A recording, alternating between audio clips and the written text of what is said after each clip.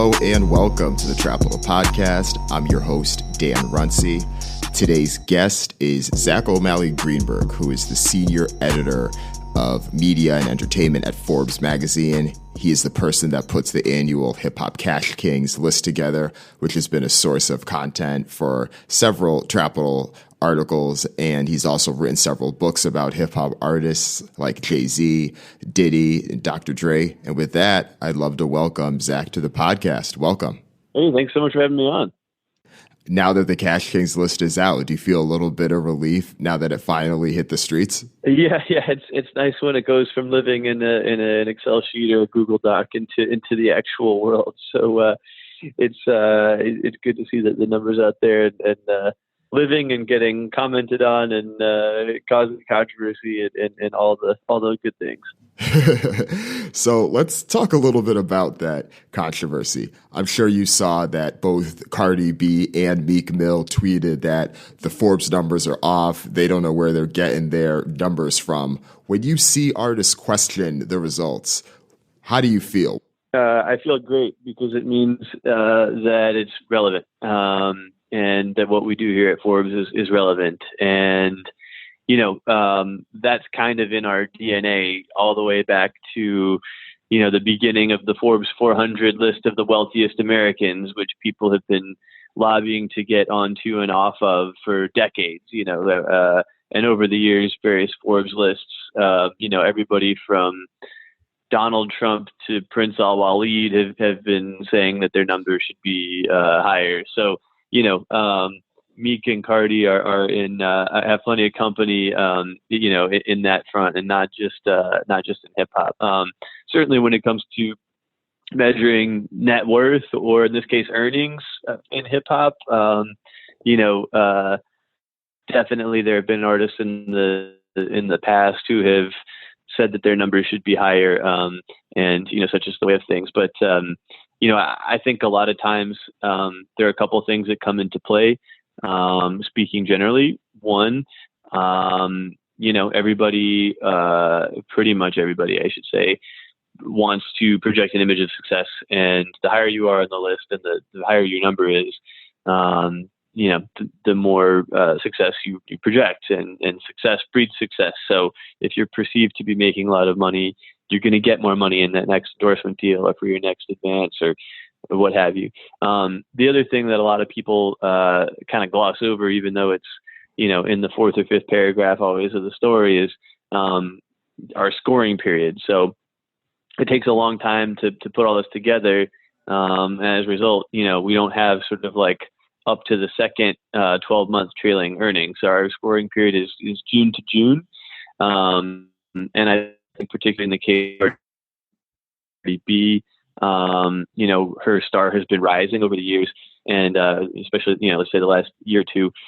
This summer, she had a bunch of shows where her fee had gone up significantly, but a lot of those shows didn't end up in that June to June scoring period, so they will be reflected in next year's rankings. So, it's a combination of really like a technicality on that one. And also, everybody wants to be the best, and, there's only one number one. So I think that's what I would attribute the controversy to. Do you ever have issues with fact checking certain things? For instance, I'm sure you saw Cardi B's Instagram post a couple months ago where she shared all of her bookings from her recent festivals. While the numbers make sense and they line up, it's still self-reported data. And Forbes has definitely had challenges, whether it's with Donald Trump and others, on the validity and truth of that. So what's the process like to verify something like that? Yeah. So, basically the methodology that we put into this is not dissimilar from what we put into any other wealth or earnings list. And so, it involves a mix, right? We look at, private databases like Polestar. We work with companies like Nielsen to track respectively money coming in from concerts and money coming in from record sales and streaming.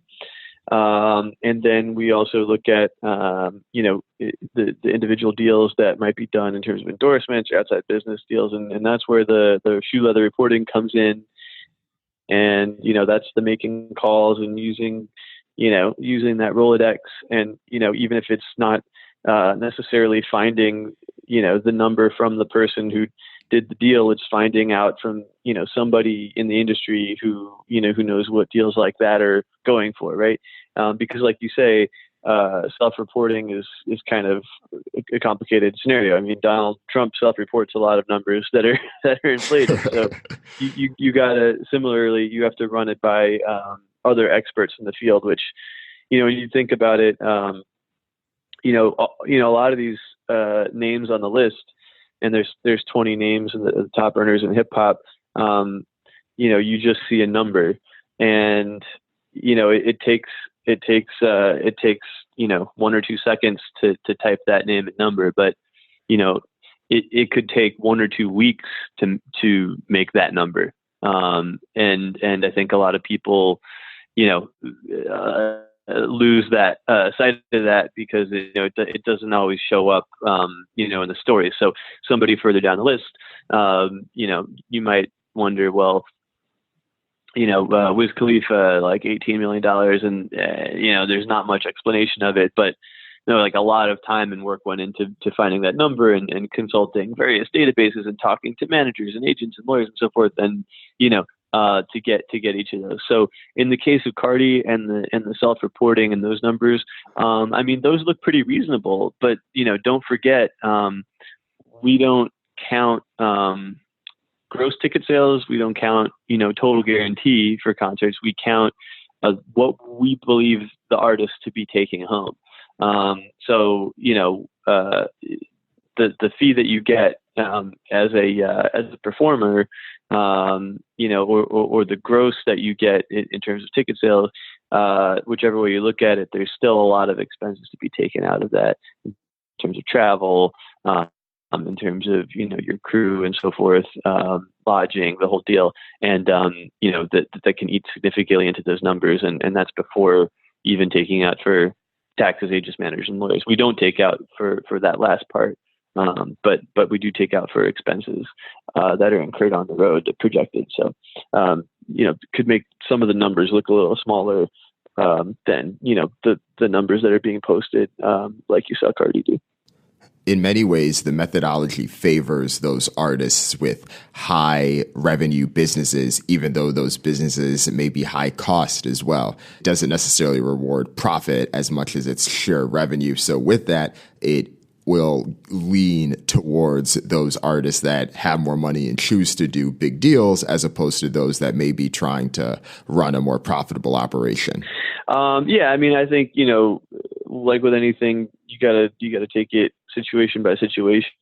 But, specifically regarding touring, if you, are an act, and this pertains more to like, a full on, pop act, but if you're going out and you have a few dozen trucks full of equipment and you have, backup dancers and, all the shenanigans, and you have to house and feed and move all those people and assets around, it's going to eat significantly into your take home. But if you're somebody who's just kind of getting on a plane and popping up at festivals, and you have a pretty sparse production setup, it's not going to eat into your payday quite as much. But it's also, you're not going to walk home with that number that you see, sort of the numbers that Cardi was posting.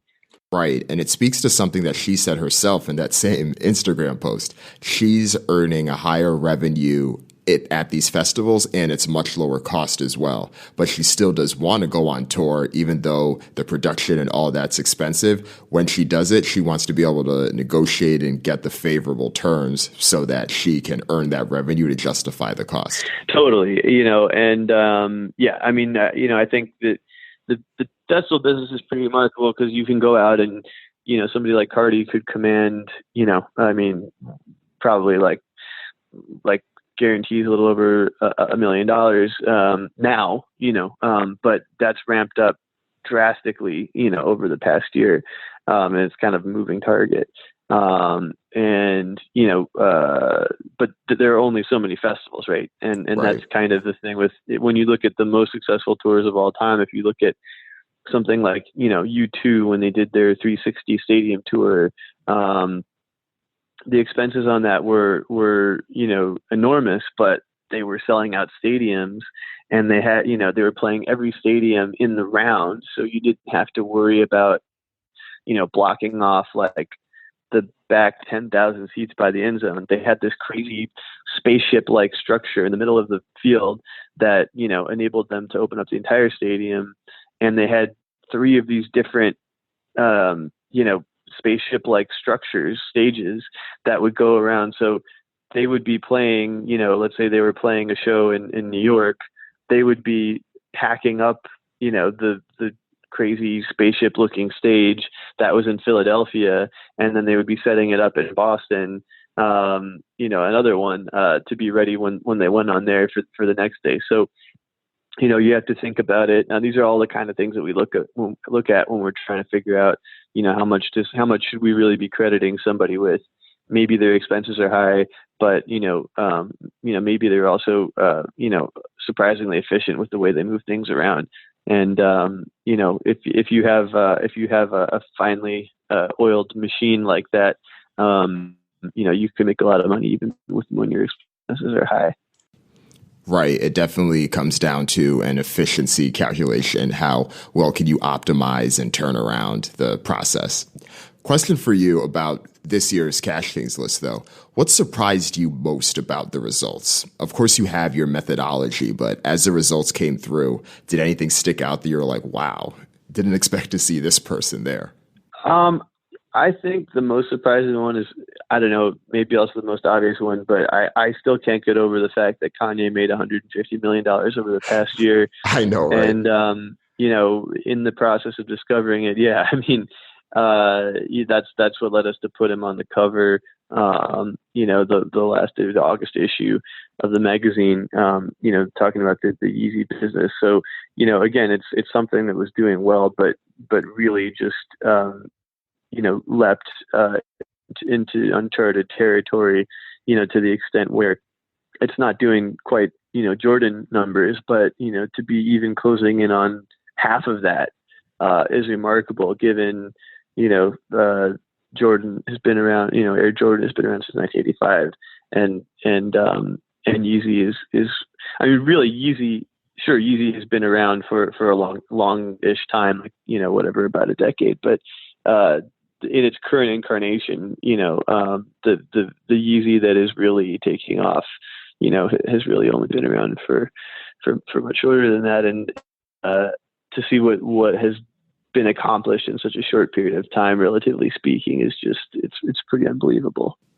Yeah. His was pretty impressive. It was definitely the one that I got the most questions about, people hitting me up like, did Kanye really make 150 this past year? Is he really ahead of JayZ and Drake? And yeah, I referenced the post that you had, the profile that you had done a couple months ago on him, and it came down to a percentage of his royalties from Yeezy. This was a conservative number. He would, and his camp would probably argue, they would argue that, the number should be even higher. But, as always, we kind of go with we would rather be a little conservative than, like a little bit overly aggressive with the numbers. And so, we kind of go with what we can verify. And a lot of times, the stuff we can verify is the stuff that is not just self-reported, right? It's the stuff that other people have more of a sense of. But the self-reported numbers are often the newest numbers and a little harder to verify. But, we feel pretty good about that number. And it's still, to think about the fact that Kanye earned almost twice as much as JayZ over the past year is pretty mind-blowing. Yeah, there were a few surprises I had. The first one, similarly, was Kanye. Not so much that he was number one, but the gap between him and JayZ and then Drake. And it's also a bit ironic because all three of those people have had beef with each other at some point in the most recent years. The second surprise was Cardi B and Nicki. If you would have asked me who I thought would make more money this past year, I would have said Cardi B, hands down. And a lot of it has to do with her festival bag, but also the amount of sideshows, the amount of other appearances and commercials that she's done. And I know that Nicki, conversely, has canceled a number of her shows and concerts. So I was surprised to see her still ahead, even if slightly. And then the third was Nas. I knew that he had a number of exits from his investments. I thought that that would have been a little bit higher without knowing the full details of those. But then I also got a kick out of some of them, too. I liked that Khaled had moved up the list once he got over his fear of flying. I thought that was timely, and you can obviously see the impact of that with someone like him that's always on the move. Yeah, I mean, look, our attitude at Forbes is, these are the most precise numbers that are, possible to get. And we would rather have a well-researched number that errs on the side of being a little conservative than, just tossing a number out there, based on blindly believing something that somebody claims or says. And, in regard to Nicki and Cardi, I think that's just the way it goes when you have you have to take into account a full year of earnings, and you look at sort of the trajectory of something. Certainly, Cardi has more upward momentum, given that Nicki just retired, so we'll see how long that lasts. yeah, exactly. But Cardi's numbers have been like the amount of money that Cardi can get for a show or an endorsement or what have you.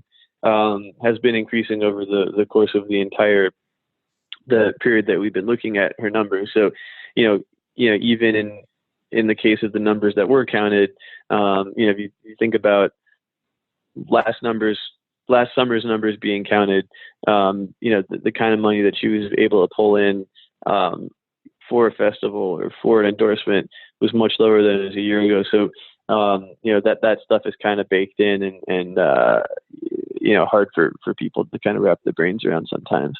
As far as, the other name, who else were you saying the other surprises? Oh, Nas, I thought was a little low. Yeah. Not, it's funny because people see these big numbers attached to the companies that Nas invests in. Oh, this company sold for $1 billion and da da da da. And on the internet, people are saying, "Oh, why isn't Nas a billionaire?" But when you really drill down into it, when you think of the amount of money that he's investing, I'm writing about Nas as part of my next book, which deals with how entertainers from hip hop and beyond, including in sports and Hollywood and what have you, have been investing in startups and getting these huge returns by investing in companies pre-IPO. Nas is one of the characters who I looked at and really kind of dug into and talked to, a lot of people around him, talked to Nas himself. And, in the beginning, like a lot of those investments, we're talking, low to mid 5 figures. And then, eventually getting into 6 figures. But it takes, even if you get a 10x return, right? You're looking at maybe if you're really lucky there, talking, depending on how much you're putting in, but we're talking about multi-million-dollar return, not, tens or hundreds of millions of dollars. And a lot of it, again, is the timing. A lot of those stakes he still has. Companies haven't gone public, or there hasn't been an exit. And he cashed in last year on a bunch of big exits, including Ring, which was a really huge one for him. And there was sort of more that fell into our scoring period last time around than this time. But it was certainly Lyft and PillPack. Those were things that added a few million to his total. And another thing is he didn't tour as much this year in our scoring period as he did last year, which will tend to increase things. So Nas, one of the great things for Nas is he doesn't really have to do very much anymore because Right, the investments are made and these companies are going to IPO or exit, and he'll just keep getting this money. But I mean, I don't think he's somebody who's ever going to totally stop touring or stop putting out music, because I think he loves it. I mean, in a way that, I don't really envision, Dr. Dre continuing on that kind of a path. And, we haven't heard too much from him of late, and I suspect he'll pop up again at some point. But he just now seems to be have an appetite for being out there a little bit more. One of the things I do acknowledge about the reporting of this list is how much work goes into creating a very digestible and easy number for people to understand, for the media to follow, etc. And I think it's something that can often be overlooked with this. And I have a personal connection to this because in a past job, our company put out a report on annual broadband connectivity. Each state was ranked 1 through 50. The people that were closest to broadband connectivity, that understood all of the nuances, they wanted all the specific details on it. But if we reported that level of specificity, it would never have the legs of a report that is easily digestible. So there's this balance that these types of reports often needs to have. And I think Forbes has done a good job of that, because if this list got into some of the details that I'm sure your inbox is filled with, or people often ask me about, it wouldn't necessarily have the same legs or power that it does. Sure. Yeah. And, of course, all you see is the number. You don't see the methodology paragraph. You don't see the scoring period. And, that doesn't all fit into a tweet. So that's what tends to happen. But, the earnings numbers are a lot of work. The net worth numbers are even more work. I mean, I'd say when we officially outed JayZ as a billionaire earlier this year, I mean, the amount of time that I spent on that, not counting sort of like my entire career reporting and writing books about him, but, just at the beginning of this year, I spent the better part of 3 months nailing that number down. And that meant, looking at every single asset in his portfolio, talking to 3 to 5 different people for each one, from analysts to lawyers to handlers, whatever, going back and forth with editors. How do we value this? What does this look like? And, the level of effort that goes into something like that, is kind of hard to quantify or like really telegraph. And, especially when it just goes out in the headline is like, oh, JayZ is a billionaire. All right, well, on to the next thing. But, I did more work on that number than I've done on, most of the cover stories that I've ever written.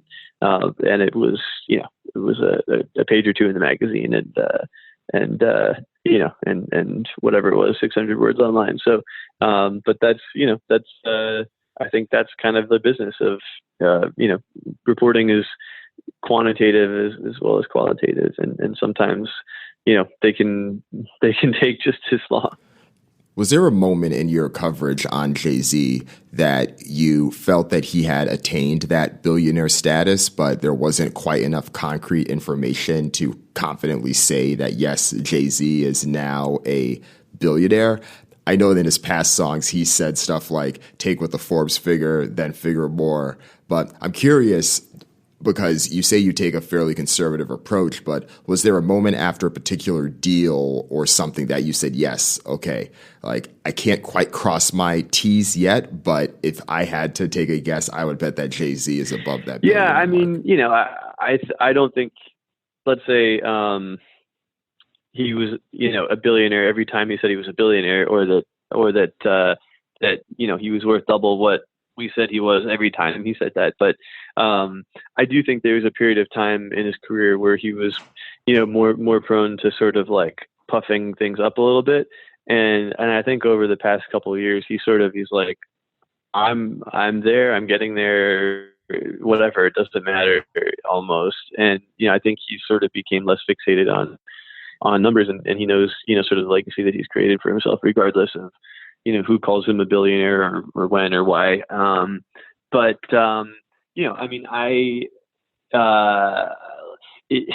became pretty convinced, I would say, like around the turn of this past year. And, it was sort of just a matter of, dotting all the I's and crossing all the T's and making all the phone calls and making sure that my editors were comfortable with that number. Cause it's something we really don't take lightly. And, when somebody falls off of a billionaires list, it's a big deal. So, we want to make sure that, when they're there, they're really, accurately there. And, that's certainly something that we took a lot of time and care to do. Right. Let's say that JayZ's luck took a turn for the worst and he was no longer worth 10 figures, things dropped and he's now worth 9 figures. Would you all then report on that? And I don't see that actually happening, but let's say it did. No, for sure. Yeah. I mean, every year we refresh these numbers, really not just every year, but we have our billionaires issue that comes out every spring, usually March, April. And then in the fall, we do our Forbes 400 list of the 400 richest people in America. So it used to be that if you were on the Forbes 400, you were probably worth about at least $1 billion. Now you're worth at least $1.5 billion. So the people who are on both lists definitely get their fortunes updated twice a year. The ones who are only on the billionaires list, who are right at 1 billion, would probably only get their numbers updated every time the billionaires list comes out. But if there's a big event, like if Tidal went bankrupt, obviously we'd have to update JayZ's net worth to reflect that, to move whatever it is in for in. So, in special cases, we will update those numbers in real time as huge events happen. Question for you about the influence of this list. In my experience, as I mentioned earlier, doing similar reporting, one of the underlying goals is to elevate and use this as a benchmark that other states can then want to up their status. Do you feel like the Forbes hip hop list has done the same? So since it first came out, do you feel like you've seen its influence in hip hop where artists are starting to take more deals or do more business deals because they want to be further up on that list? I think that the list, and going back to 2007 when I launched the first one, and we had the first Forbes Hip Hop Cash Kings list, top earners, which we've now kind of officially designated the more gender neutral hip hop's top earners or hip hop's highest paid.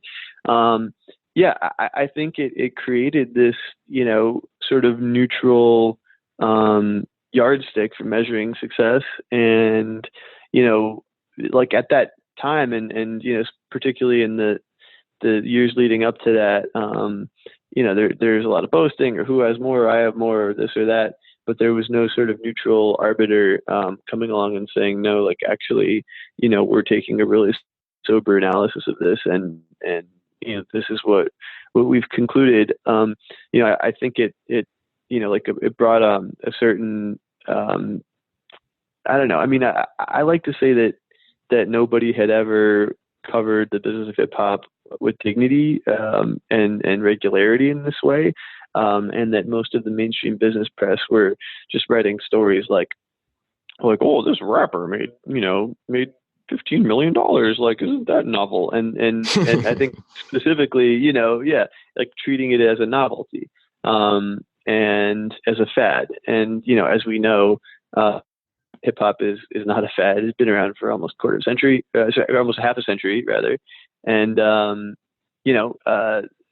the idea that it's a fad is obviously an incorrect one. But I think that, what we did and came along and, and kind of dedicated ourselves to doing this annually and regularly, gave a sort of dignified coverage that had not existed before in the mainstream business press. And I think that, that's kind of dovetailed with the push in recent years by artists like JayZ, by to come along and say, to use the platform to spread a message of financial literacy, of sort of like owning one's own financial destiny on a grander level. And, from JayZ, all the way up to more recently, somebody like Nipsey Hussle, rest in peace. I think these are messages that, that have become more common in recent years. And certainly that's a story that we love to help to be able to tell as well.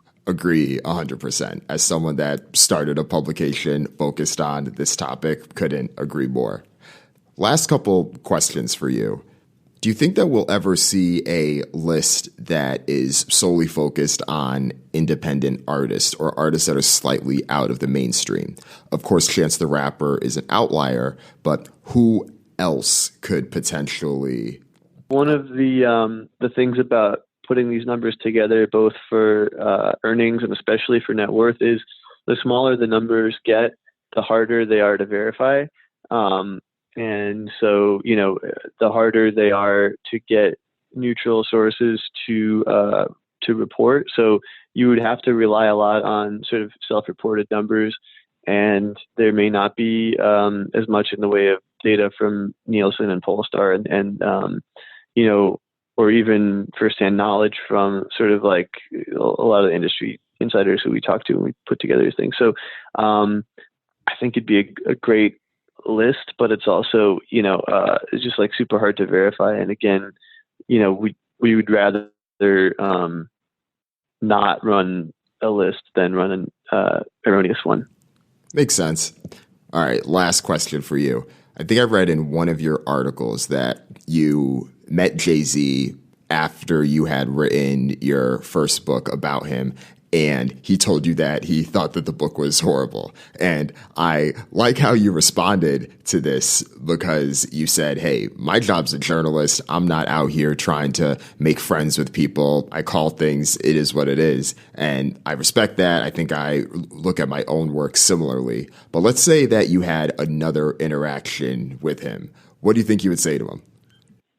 I'd say, what did you think about the next book?